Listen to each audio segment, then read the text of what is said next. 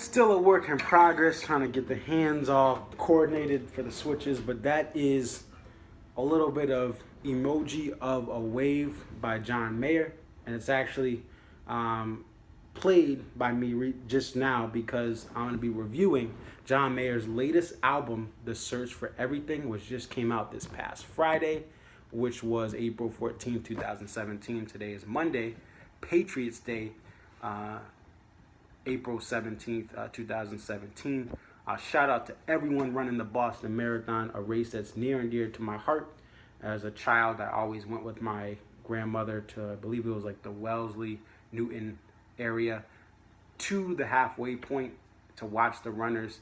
And obviously there's been some issues previously with the Boston Marathon bombing, which is again near and dear to my heart, knowing people who were at that race on the sidelines at different parts of the city. And my uncle was almost in that area where the bombing took place, but he decided not to go downtown that year. So shout out to the Boston Marathon runners and spectators, and good luck to everyone who's running that. But anyway, like I said, John Mayer, Search for Everything. We want to review that right now.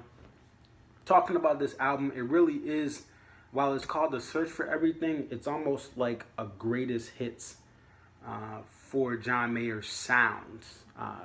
And he even said that he wanted this to be a combination of everything he's done in the past. As far as his acoustic, just like I just played a little Emoji of a Wave, his blues, rock, some of his R&B type feels, some of his country and bluegrass type of adaptations from living out in Montana. So it's a little bit of everything, which is really cool. This album, the best thing about it is these songs are tailgated tested, fan approved. They're battle tested. They're ready to go. They're ready to be consumed, and they've been checked and balanced, and they will have lasting appeal. You can't say that about the last three albums. In my opinion, there's been some songs that just they don't age well. Battle Studies, we have some songs that just, they were what they were. Born and Raised, same thing, and then Paradise Valley. Now, there's some great gems from those albums, and there's some songs that I love, like Edge of Desire. For whatever reason, Waiting on the Day in Paradise Valley, and even songs from Born and Raised, like Walk Grace, and Queen of California has kind of lived on, even though it's not my favorite, but it's awesome to hear live. But this album, every song I could hear live, except maybe Love on the Weekend, which is track 4, and I would enjoy it. And I actually went to Boston a couple weeks ago to see John Mayer. And the new songs, I've never been to a concert of any artist where I've wanted to hear the new music so much. So we'll go ahead and just go track by track really quickly, and I'll have some final thoughts and give it a grade. First song, Still Feel Like Your Man. This is 100% about Katy Perry. Our CNN sources have confirmed this. Our Fox News sources have confirmed this. And even MSNBC has confirmed this is about Katy Perry. But anyway, this song is about how he felt after that relationship. He's open and honest about that. Everyone knows that. But it's a really cool song. It's a really relatable feeling. And this whole album has songs you can relate to, even if you're not John's age. The best thing about this is the groove, okay? The different grooves and fills and production on it, it's on point. So it's definitely a great way to start off the album. Next, we get to Emoji of the Wave, which I gave a little bit of a quick finger-style playthrough of some of the beginning of it. This is a song I really like just because of it represents John's finger-style guitar playing very, very well. The difference between a John Mayer pop radio song and other artists like a Ed Sheeran or Philip Phillips is what John is playing is more intriguing to the mind. Even learning that little riff, you have so much more than just the same 4 chords. He's doing different variations of chords. There's some things where he's hammering on and hammering off, or kind of changing things from a major to a minor, and it makes these simple ballads on the acoustic guitar really great. and really listenable compared to what other people, his competitors, are doing in the same genre of that acoustic singer-songwriter type productions. After Emoji is Helpless.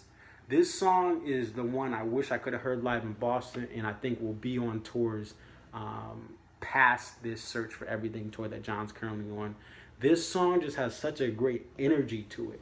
It has such a great sound. The electric guitar sounds, the delay effect that he uses, even some of the soloing is just amazing.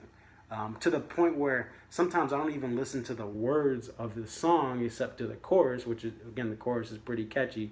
But it's a song that has a great studio feel, and then when he brings it out live, that solo that he does live, that he had it on Facebook. I kind of teased it on Facebook a couple months ago, but that he plays live, when I've seen the YouTube videos and heard taper recordings, it just takes this song to a whole nother level. But it's great that the best thing about this album is it makes you keep wanting more. When Helpless fades out, you really want to hear that solo, but it keeps going. And I think that's great for albums now. You don't want to give away the house. You want to go to the next song and have people still thinking about, oh wait, I want to hear that solo in Helpless. It just cuts off. It's a great technique used by John for this album. Fourth song, again, this is a song, if it was deleted off the album, I could go without, but I still understand that he had to do this to fulfill that radio kind of hit single requirement maybe that he wants or the label wants, Love on the Weekend. The reason I'm not a big fan of this song is just the way it was conveyed or tried to be sold. I don't have the emotional connection to it. Yes, I've had spontaneous trips. My whole life is made of spontaneous trips with friends and people that I've been dating or in the past to just do different things on the weekend and have fun, or even if you're just staying inside. Like, I understand that aspect of past relationships, but to me it doesn't connect like everything else when this album connects to me a lot more. After Love on the Weekend, we get our first song that is a newer song that's not been on Wave 1, which we released in Wave 2 before the official album came out. This song is the Come to Jesus song on the album. It has a little bit of a church feel. If anyone's been to a Protestant church and they call you down to the altar to get prayer or to give your life to God, it has that come to Jesus feel. He's reflecting on how his mom and his dad, how their characteristics will reflect on him and be part of him in the future. And he's questioning how past love will influence future love, or was it just all a sham? Does it even matter what those past relationships are? And it's a really, again, that come to Jesus song I feel on the album, which will have, I think, it'll be a fan favorite as far as a deep cut, at least in the years to come. People I've texted and talked to about this album since Friday, they've said this is probably one of their favorite new songs. After In the Blood, we have Changing, a great transition from In the Blood to Changing, which is a song, again, you can relate to this at different parts of your life. I'm 26, but if you're 21, if you're 30, if you're another age past 40, you can still relate to it. You don't have to be 39 like John. And the whole idea of, am I changing? Am I done changing? I am changing, but how much have I really grown? While I've grown in these areas, I kind of still have these habits. So it's a really cool concept for a song. It's well written, in my opinion. And then the soloing is so simple, but it's the John Mayer leaving all this open air and having simplicity, but still sounding really good and really balancing the different guitar solo notes but still leaving space for you to reflect and think about the solo. So it's a really dope way to get through the first half of the album. We get to the second half of the album. Track 7 is the theme from the Search for Everything. Kind of just an instrumental, or like that movie opening, like, the Star Wars theme or different themes for other movies. It's the feel or to capture what this album's about. And this album feels like a movie, so it's only right he has an instrumental that really captures that movie feel. So this was actually made in the Joshua Tree. I don't know if it's a national park or a state park in California. John went there on Christmas Day a couple years ago. I don't know which year, but on NPR he said he recorded this in an RV at the Joshua Tree National Park. No one was there. It was just him and the Joshua Tree Forest. And he just went back into the RV, recorded some stuff, and then got back to this a couple, later on, months or years later, and then just picked it up again, cleaned it up, and put it on the album. I think it's a great instrumental, gives you a little break from the heavy lyrical meanings and ideas in this album. After that, we have Moving On and Getting Over. It's almost like Still Feel Like Your Man Part 2. Great grooves, great production, great sounds. The main riff from it that starts off the song is fun to play, it's fun to hear, and it has so many levels to it, as far as there's a couple different guitars going on at once. So I think it's a great way to start as far as lyrically the second part of the album. The bridge is really awesome. It gets into a nice little cool groove and rhythm, and then it goes back to the main kind of A phrase of the album, of the song, excuse me. So I think it's a great way to start it. After that, we get a little even more heavier into all the feels, all the emotions.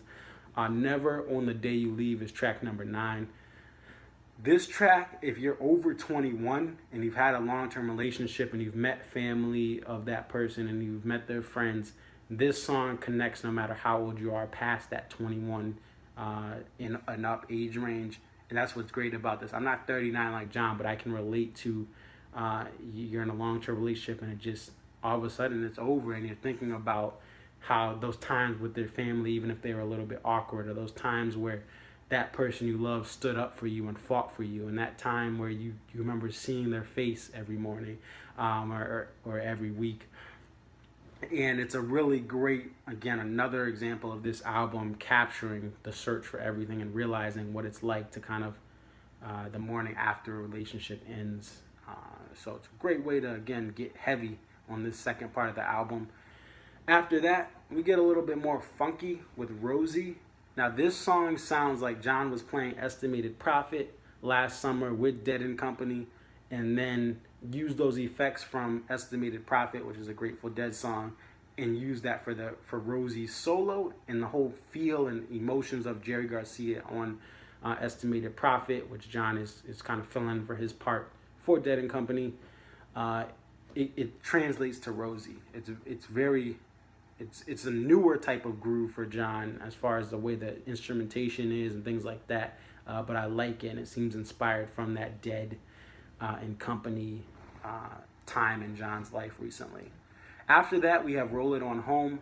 In my opinion, Roll It On Home is the thesis paper for John Mayer graduating the School of Montana Country and Bluegrass Music. He's been in Montana for a little bit now, from the born and raised in Paradise Valley years. He's lived out there, has a house out there, and he's tried to have some country influence and bluegrass influence on his music. And some of it translates like Queen of California, but some other songs to me just, they weren't, he needed to do a little more research. He needed to have more time and be more tenured in it. But Roll It On Home has everything you expect from true country music. Not that Luke Bryan or that Florida Georgia Line type stuff. We're not talking about that. That's pop bro country. We're talking about authentic country music. It has catchy lines. It has simple guitar twang on it. So you get that treble and kind of higher pitched sound that you usually get from like a Fender Telecaster.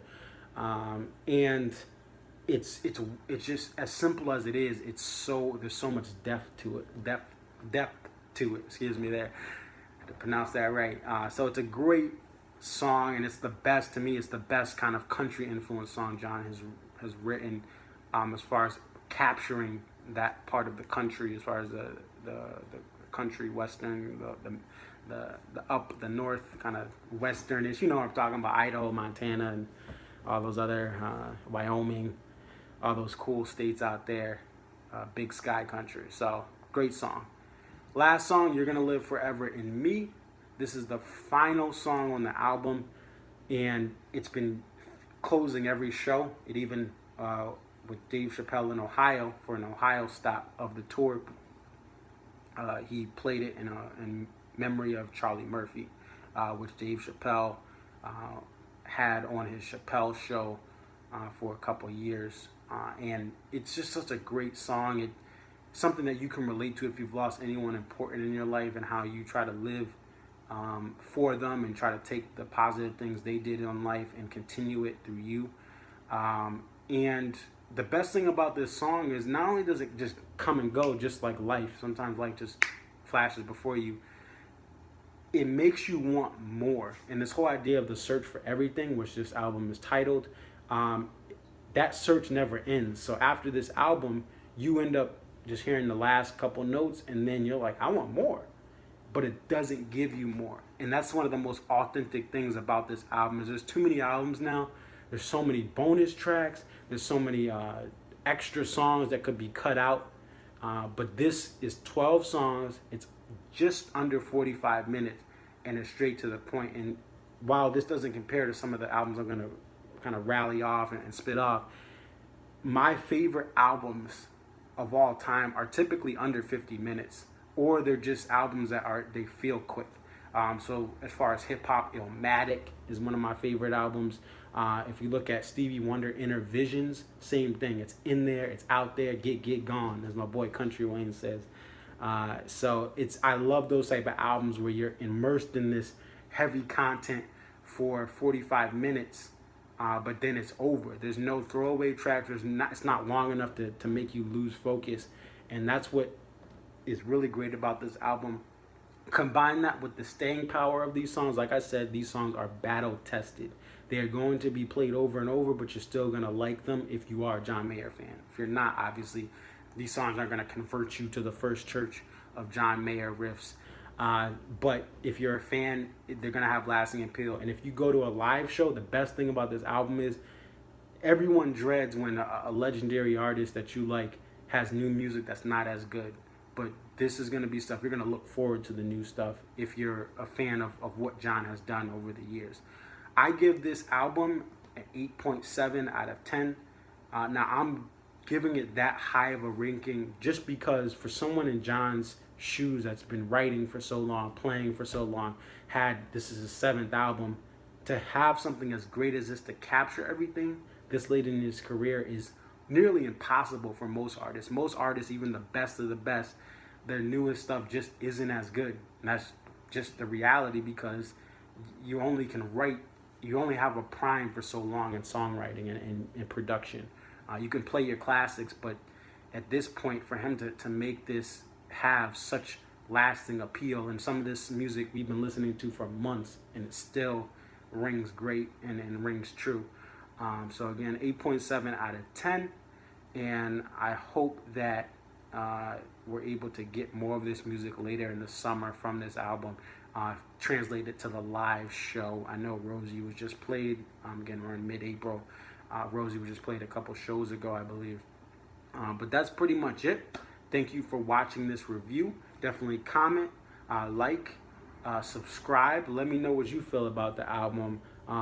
Are you a new John Mayer fan? Are you a fan that's been here for a while? Let me know that as well. And until next time, guys, it's your boy ConcertVid34. Hope you guys have a good rest of the day, rest of the week, and whatever you guys are doing, may you succeed at it.